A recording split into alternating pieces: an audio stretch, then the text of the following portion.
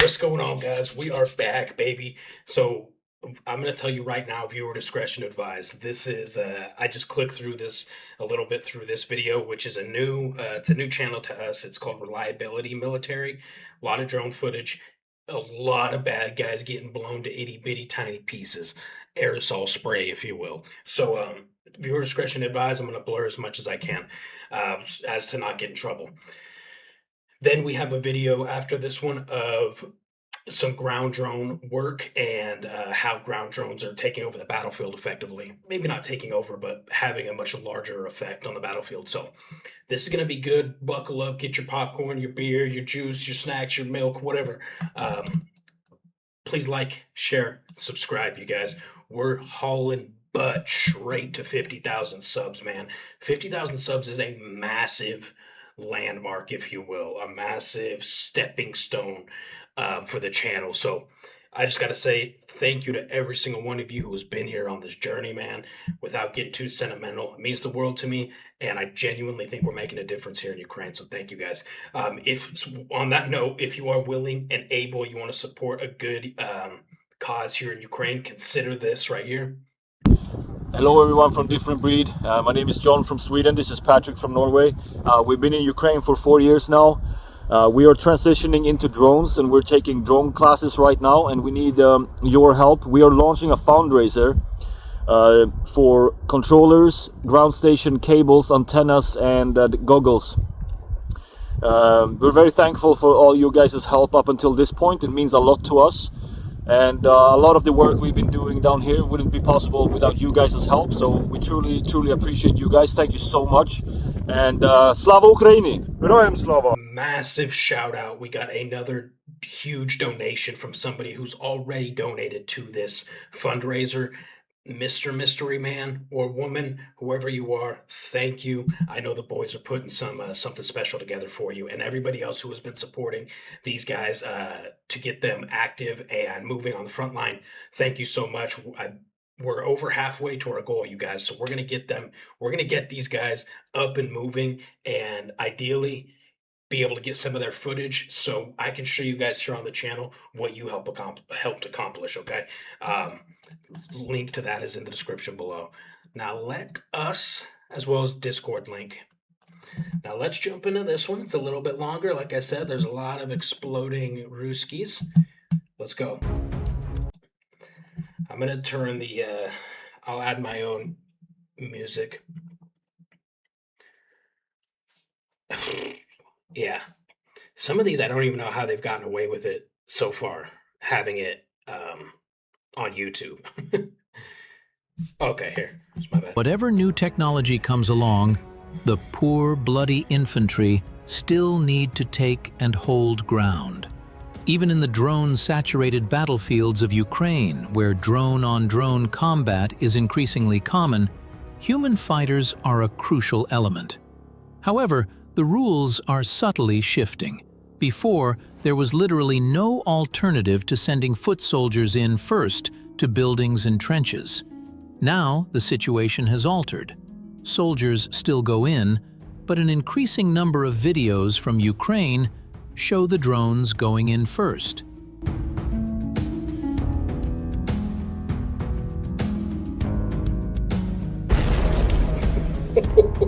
Piloting an FPV around the inside of a building. You know, we've talked about this multiple times, but at the beginning of this war, when drones first started becoming more widely used across the battlefield, they played a supporting role to infantry units. Now you're seeing drones take the primary role, the primary assault, if you will, the first hit. And then these small little assault, like well-trained assault teams, scout, recon units, however you want to call them, are almost playing a support role to the drones.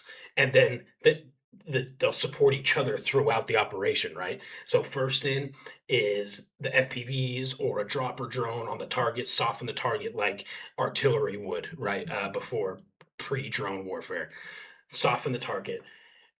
These small infantry units will then infill, do what they call a mop up in the area, take everything out, collect information all the information that they can, And then if they're still stuck in that location or they need more support, then they can call in for more drone support, whether it be supply drops from the heavy dropper drones like the Baba Yagas and the vampires, or whether it be calling in for strike drones on their position because they're being assaulted. So they go hand in hand rather than before it was very infantry forward and drones were just this little spot back here that would support every once in a while. Now it's like drones forward, infantry, boom, and then they kind of leapfrog.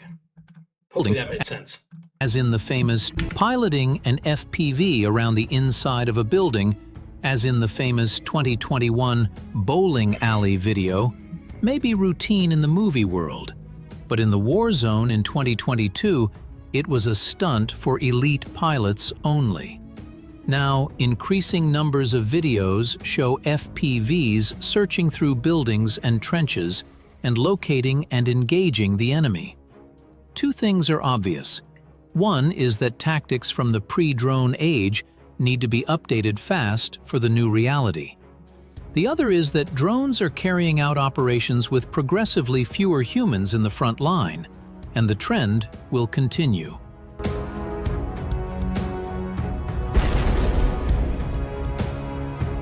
In a typical video from Ukraine, a drone enters through a window, and in a I'm sorry for pausing so soon after that last pause, but I've shared a story with you guys where it was really my closest call to death here in Ukraine, and it was from an FPV drone from a Russian team called Rubicon, and it was very similarly laid out to this right here. So I want to kind of explain how it happened, because we haven't had such a good like a physical example for me to use. So we're patrolling to a position enemy or yeah to a position where we're going to stay the night. In the morning we're going to go assault the enemy position, return home that same day. This was supposed to be a couple day mission, ended up being closer to 5, and on our way there we start taking indirect artillery fire. And I say indirect fire because that's what that kind of contact is called. When you take fire from mortars, artillery, it's called indirect fire. But it was very accurate. And the very first round, just screaming right between me and Alfie. So it came, wham, lit up. Luckily I knew what it was, because this wasn't my first rodeo, so I was on the ground. This was Alfie's first rodeo, so this was Alfie's very first moment of contact with the enemy, very first moment of combat, and he did so well. When I said, incoming, and I'm down on the ground, it hits. I look up, I remember seeing all the rubble and stuff falling down, and I see Alfie, and Alfie's looking back at me, looking forward to the rest of our patrol formation because we were the last two in line, in like a ranger file. So I yelled, Alfie, move, because there was a friendly trench position that we had known that we were coming up on based on our little GPSs. Not too far away, so we all just decided to make a beeline straight for it, and so we're still taking enemy artillery fire as we're moving towards this position. Luckily, we're able to jump into back here, but it wasn't this close to the V, so it would. Let's say this trench continued further up, right? We were able to jump into this trench, and then that's when I started hearing the screaming of the FPVs. And I say the screaming of an FPV because an FPV has a high-pitched, audible noise, different than any other drone, different than the buzz of a Mavic, a dropper drone, different than that low kind of rumble or tumbling sound that a vampire or a Baba Yaga makes. So I started hearing the scream of the FPVs, and at this point somehow I ended up getting up by the team leader, Guts, at this point. And so me and Guts were near the back, and these FPVs were screaming over us. So let's say these trenches are shoulder high. We're ducking down, so we're like this, and these FPVs are coming right above us and hitting the sides of the trench above us. So we're moving, and way down in the trench, it would be in this position right here. Like this, we see some Ukrainian guys, and they're like, divide, and they're yelling at us, come on. And so we're hauling butt, and we end up making it into that position. Anyways, long story short, we take a lot of enemy fire, more drones, and then the drones started getting smart, and they started dropping down into the trenches like this and navigating the trenches. They're optics, and if you know anything about the Russian drone team Rubicon, they're pretty well skilled. They're arguably the best drone team in the Russian military. So these FPVs started navigating this way and started making it down. And in this hole, in this bunker right here, we had a plywood door. That was our defense. It was a plywood door. Um, so basically, we're all just looking out this door, knowing that we're gonna have to shoot these things if they start making it up. And one of the FPVs ends up making it down right in front, right here, and gets caught on some netting, just like this netting is right here. The FPV gets hung up right there. This thing was easily 3 meters away, 6 feet away, if that, and it got caught and hung up, so it wasn't able to detonate. Anyways, we were able to shoot it. We hit the battery. We couldn't hit the explosive because it was close enough. The explosive would have messed us up. So we were able to hit the battery pack on the actual FPV. And when we hit the battery pack, it starts spitting out all this toxic smoke, all these fumes, and it's just filling our bunker with all this toxic smoke. And but hey, it was better than the alternative if we accidentally hit the freaking RPG warhead, right? So it ends up the battery ends up dying out. We're all like dying from the smoke inside, and we're still taking artillery fire, so we can't come out of this bunker, and we couldn't anyways because there's an FPV freaking hung up right here. Anyways, one of the Ukrainians who was already in that position, another Azov soldier, was able to slip around, basically finagle around this thing, pick up the drone, and get it away from us. And that's kind of my long story long, if you will. At one point during that, as I was coming into the trench here, I came out to check, make sure everything was okay, and an FPV came screaming in. Wham! Landed right by my head. Thank God there was no shrapnel, but it rang my bell pretty good, gave me a pretty serious concussion, enough that it knocked me back in the bunker, and the boys started like getting under my plate carrier and feeling for doing my blood sweep because they figured for sure I was messed up, but thank God I wasn't. It was just the blast that scrambled my egg a little bit. Anyway, sorry. Haven't had that good of a visual aid ever. So.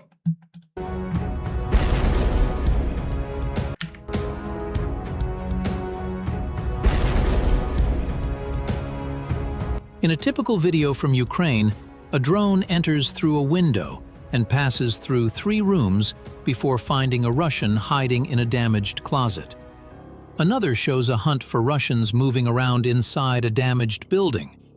A third shows how one searches a building and tracks down a Russian who entered previously. These operations are not confined to small buildings.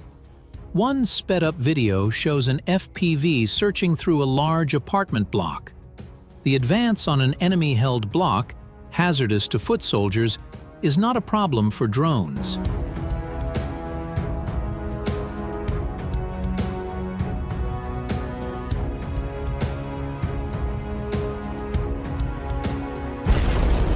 Oh my God. Small and The whole roof came down. Small and agile, flying at 40 miles per hour or more, they are extremely difficult targets for small arms fire even at low altitude. And if an opponent does opt to shoot at an incoming FPV, they make their location visible to other drones. Navigating in 3 dimensions is tough for infantry, especially when defenders have destroyed. Well, look at that fiber optic cable, dude. We've talked about this stuff before, and I've actually gotten a lot of questions about this. Dimensions is tough for infantry, especially when People asking like, is there just tons of fiber optic cables, fiber optic wiring all over the front line? How do you determine the difference between like a trip mine wire and an FPV fiber optic cable? For one, you probably won't. because of the saturation of wires like this. This guy is completely wrapped up in this stuff. Let's say down here in the grass or something, there actually was some kind of a trip wire booby trap or something. You would never know. Number one, the grass is too high for you to really see it. There's the wires. These fiber optic wires are clear. A lot of trip mine wiring's like an OD green color, so I guess that's one way you could potentially tell. But this is a very good example of what this cabling looks like, and it's just layered across these fields like that, like just giant spider webs. Defenders have destroyed or booby-trapped the stairwells and are shooting from above. Drones do not need stairs or ladders, and the 16th floor Thanks. is as accessible as ground level.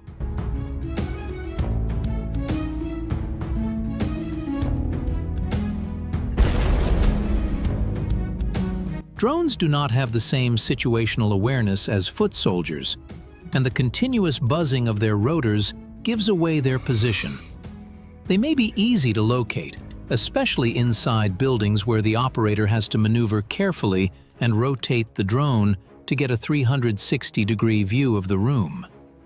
But life expectancy of an FPV is exactly one flight. When one gets destroyed, So, no disrespect to this channel, because it seems good so far and the footage is good, and I'll of course link their channel in this description of this video. But the AI dubbing, it sometimes drives me nuts. the operator is ready with the next.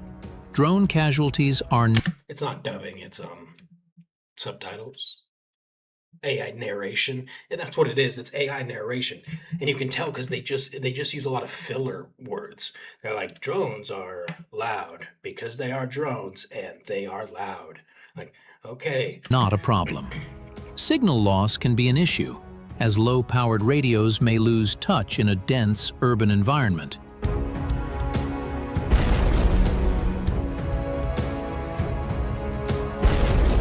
dude, Meanwhile, what are these things FPV's carrying? drones are capable of entering buildings and engaging enemy fighters. Even small drones can carry powerful warheads. In one example, an FPV operator locates a Russian inside a cottage, and the blast, seen from outside, demolishes the entire structure. If that was all they could do, FPVs would only be another version of heavy artillery or air power destroying targets in cover. As Heinlein notes, the challenge is killing selectively, forcing the enemy to surrender without harming bystanders.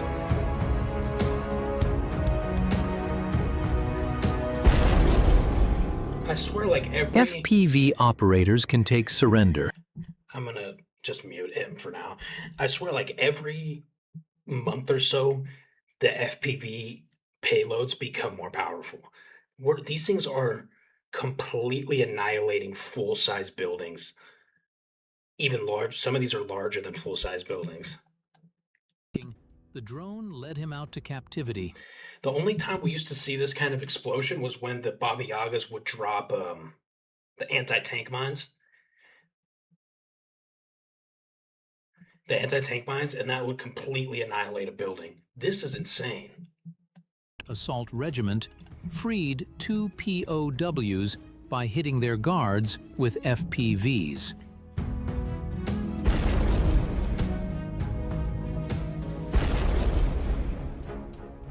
At the same time, the Ukrainian military noted that with a sufficient supply of cluster munitions, 60 to 70% of such mass assaults could be repelled.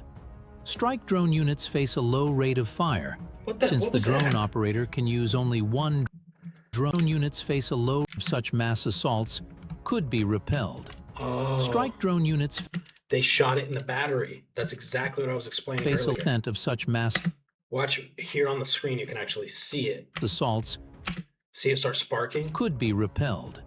Strike drone So they shot it in the battery, and the battery's exploding because they're like they're typically lithium ion batteries, and they're very flammable, very combustive. Drone units face a low rate of fire, since the drone operator can use only one drone at a time. Each operator can launch one drone every 10 to 15 minutes, with hit rates varying between 20 to 40%. And small FPV drones, due to the limited weight of the warhead, often struggle against dispersed infantry or fortified targets, sometimes requiring dozens of hits to destroy a single vehicle.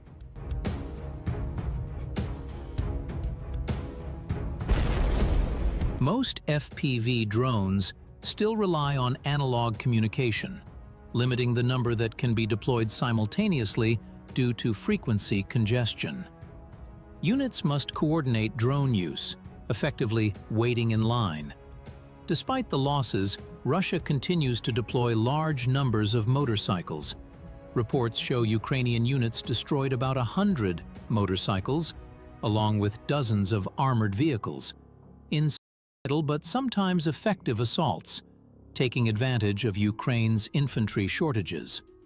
Ukrainian intelligence and coordination, especially among weaker units, remains uneven.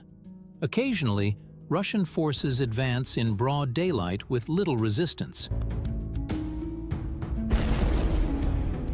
Oops. The idea of a drone-based... Well, I don't know about that.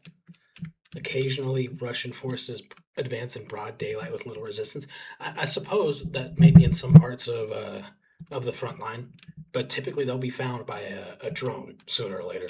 The idea of a drone-based kill zone emerged as a workaround to several deep-rooted problems that Ukraine cannot solve directly. So it was decided to look for a creative solution. The first is a severe shortage of infantry. With mobilization lagging, drones have become a stopgap measure. The idea is that machines should fight, not people. But drone-centric defense is fragile. Once the enemy breaches the zone or suppresses drone operators, resistance crumbles. In such cases, attackers either take empty fortifications or force UAV teams into direct firefights, something that, unfortunately, has already happened.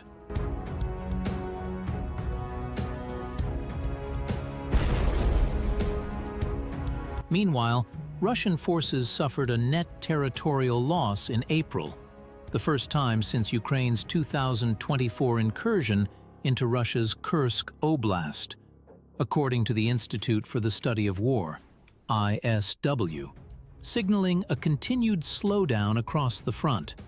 ISW estimates Russian troops lost control of 116 square kilometers during the month, even as fighting remained intense.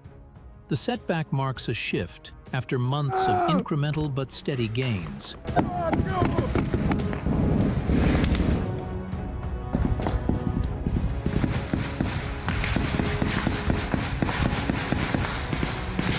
Russian advances have been declining since late 2025 as Ukrainian counterattacks, mid-range strikes, and operational disruptions, including limits on Russia's use of Starlink and tighter Kremlin control over Telegram, compounded battlefield challenges. The data shows a steep drop in momentum. Russian forces captured about 1,443 square kilometers between November 2025 and April 2026, far less than the 2,368 square kilometers seized during the same period a year earlier. Daily gains have fallen to roughly 2.9 square kilometers in early 2026, down from nearly 10 in early 2025.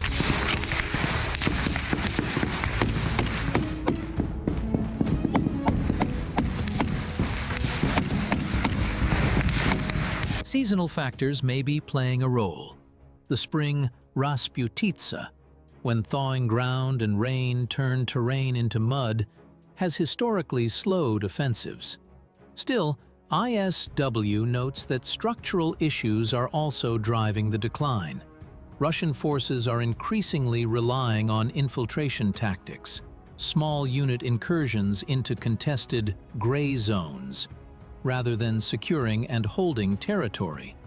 These operations can create the appearance of progress, but often leave areas outside firm Russian control.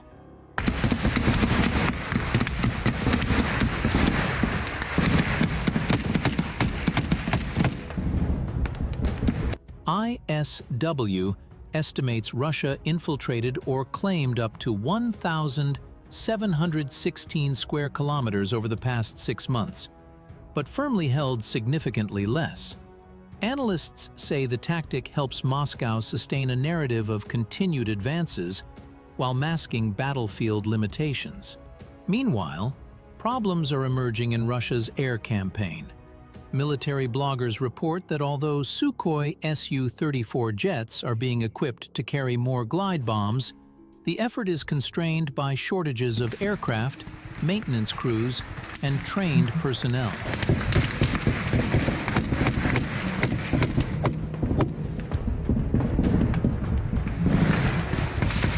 The weight of the warhead often struggle against So what do you guys think about this channel here? Reliability military, it says. Ukraine the best at committing war crimes. This is so dumb.